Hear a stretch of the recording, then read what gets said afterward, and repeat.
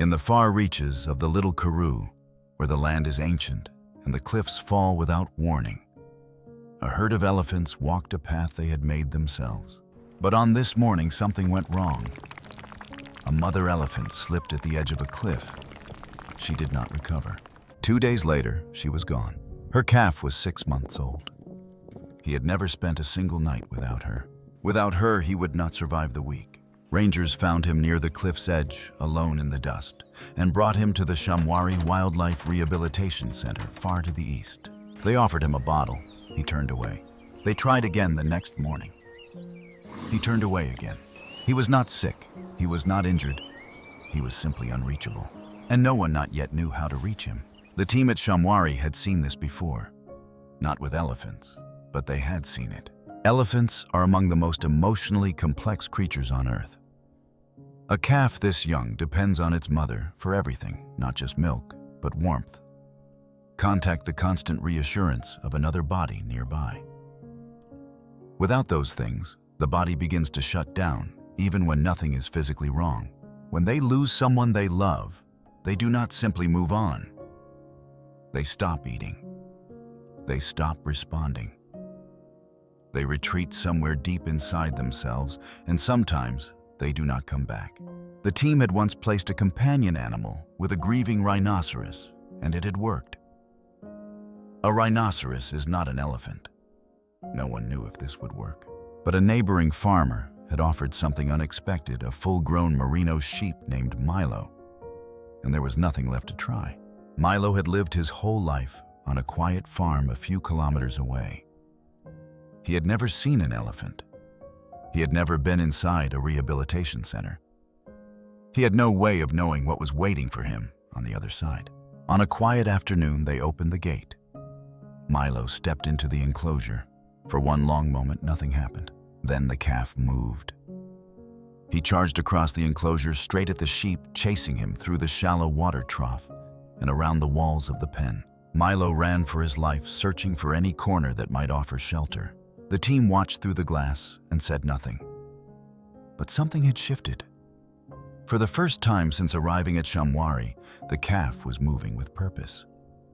For the first time, something in the world had caught his attention. That night, no one knew what passed between them in the darkness of that enclosure. The keepers checked on them once, then again. Each time the calf was in a different corner of the pen.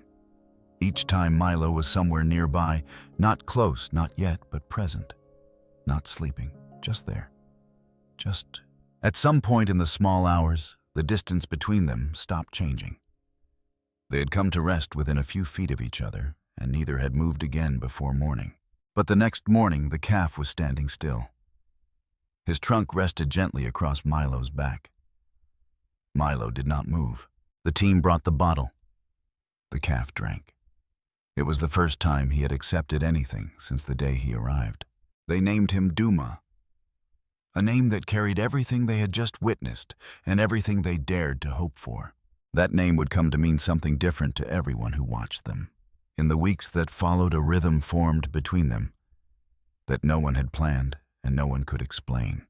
Each morning before they ever reached the gate, there was something that came first. Duma would turn and press the flat of his trunk against Milo's side, not forcefully, not playfully, but with a slow and deliberate weight, the way elephants greet the ones they have chosen. Milo would stand still for it. He never pulled away. Then they would walk Milo always slightly behind, slightly to the left, as though he understood, without being told, that this was not his herd to lead.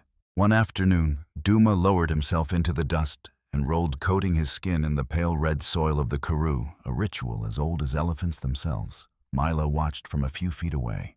Then, without any signal that anyone could see, he walked to the same patch of earth and lowered himself down beside it. The keeper standing nearby stopped walking and stared. As the dry season deepened, and the acacia trees shed their thornier branches across the ground, Duma began to eat. The acacia was sharp and bitter, full of spines that could cut without warning. But Duma ate without hesitation, the way elephants always have. Some days later, Milo approached the same bush. He stood at the edge of it for a long time, his nose moving slowly along the thorned branches. Then he took a leaf into his mouth and chewed. The keeper stopped walking again. Milo reached for another branch. He did not flinch at the thorns. No one had taught him this. He had simply watched Duma and decided that if this was how his companion moved through the world, it was how he would move through the world too. There were other animals at Shamwari, a young giraffe, who sometimes wandered too close, a curious hippo calf who did not understand boundaries. Milo made his feelings known. He was not large. He was not fast. But he placed himself between Duma and anything that came uninvited, and he did not move until the intruder did. As the months passed, Duma grew not just in size, but in the quiet restlessness that comes with it. There was one afternoon, several months in, when Duma wandered to the far end of the enclosure on his own, drawn by something in the scrubland beyond the fence, some sound or smell that Milo could not follow. Milo stood at the midpoint of the enclosure and watched him go. He did not follow. He simply waited the way he always waited, in the way that was by now entirely his own. Duma came back before the light changed. He walked straight to where Milo stood, pressed his trunk briefly against the sheep's side, and then moved on toward the water trough as though nothing had happened. Milo followed close and unhurried the way he always had. When the first rains of the season came, Duma stood out in the open and lifted his trunk into the downpour, the way elephants do, turning slowly, letting the water run over his back and behind his ears. Milo stood beside him. He did not seek shelter. He stood in the rain with his companion and let it fall. And when the downpour finally eased, neither of them moved. The keeper who witnessed this said nothing for the rest of that afternoon. Then he turned and walked back toward the main building without saying anything to anyone. The scorching African sun cast long shadows across the enclosure each evening. And in those shadows, Duma and Milo always ended up in the same place, pressed against each other on the ground, breathing slowly. The calf's trunk draped across the sheep's back like something between a habit and a promise. Shamwari called it rehabilitation. From the outside, it looked like two animals resting at the end of a long day. From the inside, no one could say, and perhaps that was the point. By the time the rains had come and gone twice over, Duma was no longer the hollow-eyed calf who had turned away from a bottle in silence. He was wide and strong and curious, and the team at Shamwari had begun to say quietly among themselves that it was nearly time. Sanbona, the reserve, where his mother had walked, where her herd still moved through the scrubland, and the stone was waiting. But before Duma could return to his own kind, he had to remember what his own kind was. The team stretched a wire fence down the middle of the enclosure, Duma on one side, Milo on the other. For the first few days, Duma pressed himself against the wire. He reached his trunk through the gaps, searching for the familiar warmth on the other side. Milo stayed close to the fence too, his breath visible in the cool morning air. Slowly over the days that followed, Duma began to turn away from the fence, drawn toward the sounds and smells drifting in from the wider reserve. The team watched this happen and said nothing to each other. One of them simply turned and went to prepare the truck. The rest of the work was quieter, done in the early mornings before Duma was fully awake. They placed the droppings of wild elephants near Duma's sleeping ground so that the smell of his own species might slowly become familiar again, might call something forward in him that 2 years of living beside a sheep had softened. The first morning, Duma passed the spot without stopping. The second morning, he slowed. By the third morning, he stood over it for a long time, his trunk moving in low, careful circles, reading something in the air that no one else in the enclosure could sense. He did not make a sound. But something in the way he held himself had changed a stillness that was different from grief, different from rest. Something older than either. On the other side of the fence, Milo did not eat from the acacia that morning. He did not walk the usual path. He came to the fence and stayed there. He did not pace. He did not call out. He only pressed himself close to the wire, the way he had always pressed close to Duma, present patient, waiting for whatever came next. In 2 years, Milo had become something that had no name in any field guide or scientific paper. He had learned to move through the world the way an elephant moves slowly, deliberately close to the one he had chosen. but no one had ever thought to prepare him for this. Then one morning, the air was different. It was cool and still, the light low and golden across the karoo.